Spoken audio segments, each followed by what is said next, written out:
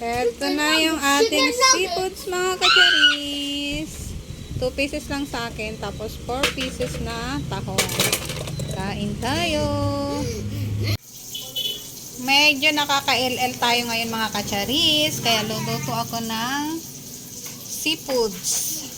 100 pesos tong tahong. Then 100 tong hipon. Worth 200 pesos. Meron tayo ditong pa-butter. Bawang.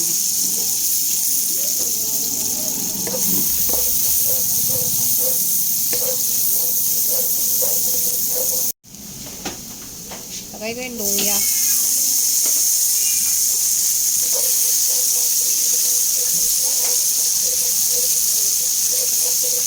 That's pretty good! Lagyan ko ng Sprite. Sprite. That's my Sprite!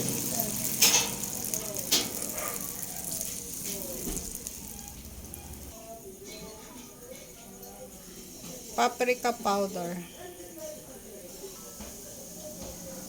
Paminta. Magic. Asin. Mekos-mekos natin.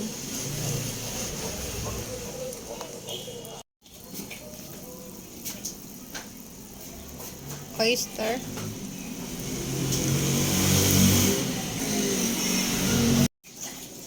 Mekos-mekos ulit natin.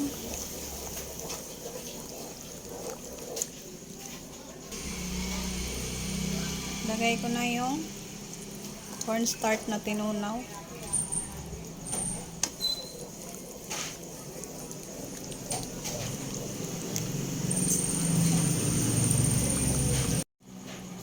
Lagay ko na yung seafoods.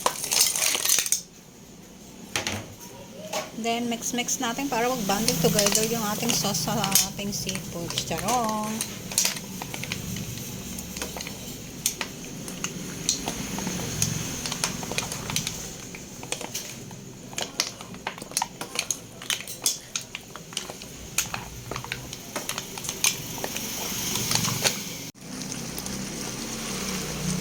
Okay na to mga kacharis. Kaya kainan na.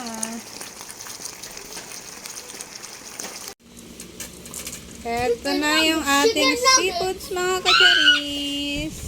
2 pieces lang sa akin. Tapos 4 pieces na tahong. Kain tayo.